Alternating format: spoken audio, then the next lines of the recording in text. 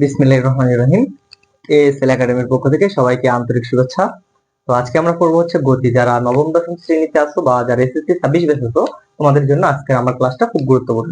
তো আজকে আমরা পড়বো সবথেকে গুরুত্বপূর্ণ টপিক গতির সমীকরণ। তো দেখো, তোমরা এখানে দুটো গাড়ি দেখতে পাচ্ছ।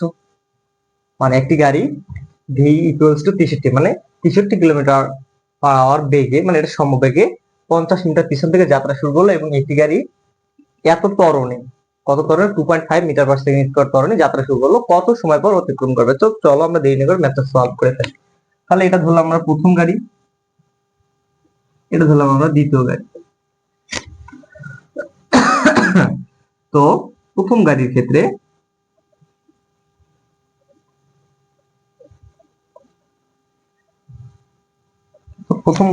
আমাদের কি কিসে চলছে? প্রথম গাড়িটা আমাদের সমবেগে। সমবেগের সূত্র কি? এস, তাই না? আচ্ছা, সূত্র আমরা আগে অল্প করতে দেখো, ধরলাম টি সময়ে এই গাড়িটি এখানে আসে এবং এই গাড়িটিও টি সময় এখানে আসে। তাহলে সময়টা কত? তাহলে এখান থেকে এই দূরত্বটা কতটুকু হবে? ধরলাম এখান থেকে এই দূরত্বটা হচ্ছে এস, আর এখান থেকে এই গাড়ি পর্যন্ত দূরত্ব হচ্ছে এটার এস প্লাস 50, তাই না? S plus 50। তাহলে এই গাড়ির ক্ষেত্রে এখানে যাইতে আমাদের সূত্রটা কি আসবে? এখানে দেওয়া আছে কি? দেওয়া আছে এই গাড়ির V equals to 63 km S inverse 1। যদি এটাকে 6.3 দ্বারা ভাগ করি, 3.6 দ্বারা ভাগ করি, মানে 63 ভাগ এত এম এস ইনভার্স 1, তাই না? এখন এটা কত হবে? 10 6। আচ্ছা, ক্যালকুলেটরে দেখি।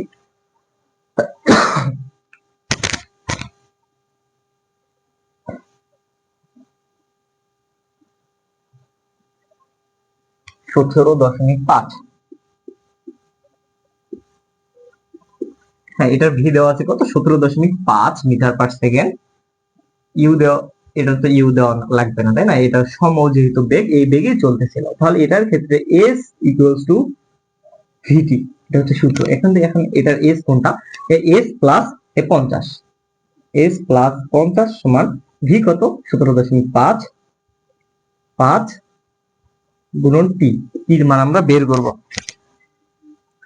এখন যদি এখানে আমরা এস ইকুয়ালস টু লিখি, তাহলে এখানে হবে 17.5 টি মাইনাস 50, মানে 50টাকে এই পাশে পার করে দিচ্ছি। এটা ছিল আমাদের প্রথম গাড়ির ক্ষেত্রে। এবার দেখবো আমরা দ্বিতীয় গাড়ির ক্ষেত্রে।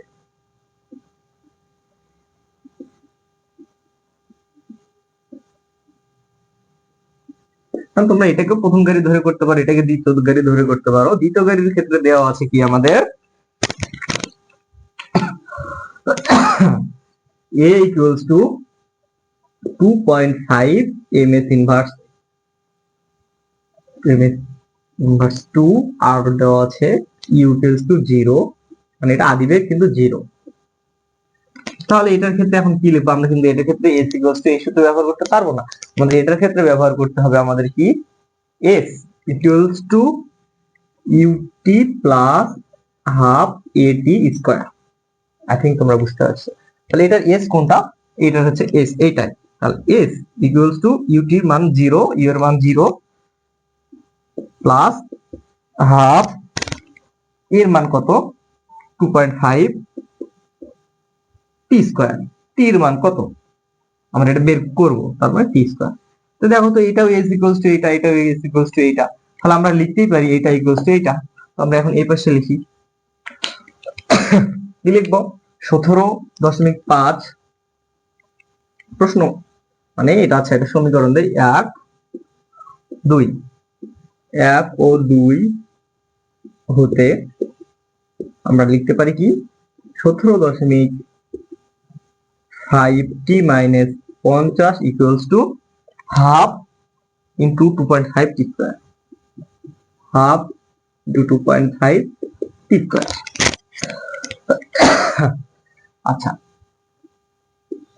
আচ্ছা, এখন দেখো আমরা এটা এখন ক্যালকুলেশন করলে টি এর যে মানটা পাবো ওই সময় পর দুটা গাড়ি আমাদের মিলিত হবে। তাহলে এখন দেখো আমরা কিভাবে এটা সলভ করবো।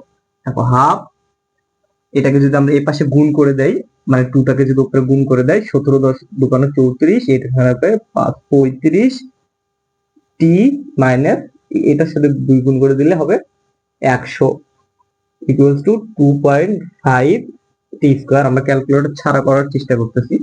এখন 2.5 সমান আমরা কি জানি, 5/2, তাই না? তাহলে এটা যদি আমরা 5/2 চিন্তা করি, তাহলে এই 2টাকে আবার দ্বারা যদি গুণ করে দেয় তাহলে এটা হবে 77 মাইনাস 200, তাই না? আর উপরে 5 দ্বারা যদি আবার ভাগ করে দেয় 77/5। আচ্ছা, এটাকে যদি 2 দ্বারা গুণ করে দেয় হবে হচ্ছে কত, 77, আর এটা হবে 200। তারপরে যদি 5 দ্বারা ভাগ করে দেই তাহলে হবে কত, 5 14 77। তাহলে এখানে হবে 14টি মাইনাস এই 5 দ্বারা যদি এটাকে ভাগ করে দেই এখানে হবে 40 ইকুয়ালস টু এই 2.5 আর থাকতেছে না, ইকুয়ালস টু টি স্কয়ার। তাহলে টি স্কয়ারটাকে এই পাশে লিখলে টি স্কয়ার মাইনাস 14টি প্লাস 40 ইকুয়ালস টু 0। এখন দেখো এটা আমাদের সলভ কিভাবে করি। 4 গুণন 10, 4 10 40, আর হচ্ছে 14 মিলে যায়, অতএব টি স্কয়ার মাইনাস 10টি মাইনাস 40, দেখো 10টি আর 4টি 14টি প্লাস 40 ইকুয়ালস টু 0। এখন দেখো এখানে টি যদি আমরা কমন নেই, টি মাইনাস 10, তাই না? এখান থেকে টি মাইনাস 10 আমরা পাইছি, এখান থেকে কি কমন নিব, এখান থেকে আমরা -4 যদি কমন নেই এখানে হবে টি মাইনাস 10 ইকুয়ালস টু 0। তাহলে এখন আমাদের কি লিখতে পারি, টি মাইনাস 10 এটা একটা পাই, আর হচ্ছে টি মাইনাস 4 ইকুয়াল টু 0। এখন তোমরা অনেকে বুঝতে পারছো কিন্তু টি এর মান কত হবে। তাহলে আমরা এখন এখানে লিখি একটু, টি ইকুয়ালস টু আমাদের লেখা যায় একটা 10, টি ইকুয়ালস টু আর একটা লেখা যায় হচ্ছে 4, মানে দুইবার মিলিত হবে। একবার টি ইকুয়ালস টু 4 ওই সেকেন্ড সময়ে, আরেকবার মিলিত হবে সেটা হচ্ছে টি ইকুয়ালস টু যখন 10 সেকেন্ড। মানে এটা হয়তো এখানে আসে একবার একে ওভারটেক করে সামনে যাবে, পরে এর যেহেতু সমতরণ এর বৃদ্ধি পাওয়ার পরে আর একবার ওভারটেক করবে। তো এই টাইপের ম্যাথ হয়তো তোমাদের মান চেঞ্জ করে আসতে পারে, তোমাদের জন্য খুবই গুরুত্বপূর্ণ। আচ্ছা, এখন আমরা দেখবো অন্য আরেকটি ম্যাথ।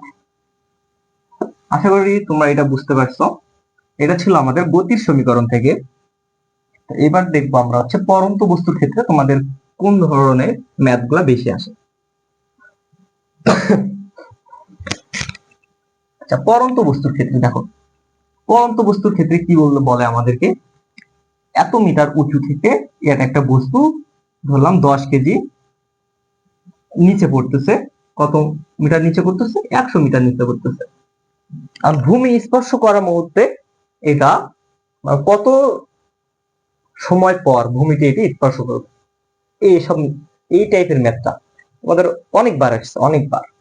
তাহলে দেখো, যদি 10 কেজি বস্তু কোনো উপর থেকে যদি আমরা নিচে ছেড়ে দেই, কত সময় পর সেটি ভূমিতে আঘাত করবে, যদি বস্তুটি কত উপর থেকে ছেড়ে দেওয়া হয়, 100 মিটার উপর থেকে। তাহলে এখানে আমাদের লিখতে পারি কি দেওয়া আছে, কি m ইকুয়ালস টু 10 কেজি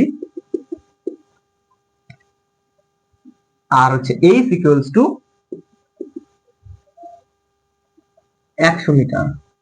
আর এটাতে আমাদের গ্র্যাভিটি কাজ করবে না, অভিকর্ষ ত্বরণ জি এর মান হচ্ছে 9.8। তাহলে আমাদের এখন যদি এখান থেকে টি নির্ণয় করতে চাই, তাহলে আমাদের এখানে কোন সূত্রটা আমরা অ্যাপ্লাই করব। তো এখানে আমরা কোন সূত্রটা অ্যাপ্লাই করতে পারি, তো দেখো তোমরা হয়তো অনেকে লেখাটা একটু এলোমেলো দেখতেছো, আমার একটু ভিডিওতে প্রবলেম হচ্ছিল। তো দেখো এখানে আমাদের কোন সূত্রটা অ্যাপ্লাই করা যাবে। তো যেহেতু আমাদের সময় চাইছে টি, তাই না, টি ইকুয়ালস টু হোয়াট, তাহলে টি ইকুয়ালস টু, সরি হয়তো টি ইকুয়ালস টু লেখা যায় না, আমরা কি জানি উচ্চতার ক্ষেত্রে h equals to u t plus half g t square. তাহলে h ইকুয়ালস টু এর মান কত, সবসময় মনে রাখবা পরন্ত বস্তু সেখান থেকে ছেড়ে দেওয়া হয় সেখানে স্থির অবস্থায় থাকে, তাহলে 0 প্লাস হাফ গুণন 9.8 টি স্কয়ার। এখান থেকে যদি আমাদের h এর মান দেওয়া আছে কত, 100, আমরা এখন টি স্কোয়ারের মান যদি বের করি, টি স্কোয়ার ইকুয়ালস টু কি লেখা যায়, 100 গুণন 2 ডিভাইডেড 9.8। তাহলে টি ইকুয়ালস টু কি লেখা যাবে, রুট ওভার 200 ভাগ 9.8। তাহলে টি ইকুয়ালস টু, ক্যালকুলেটর নিতে হবে,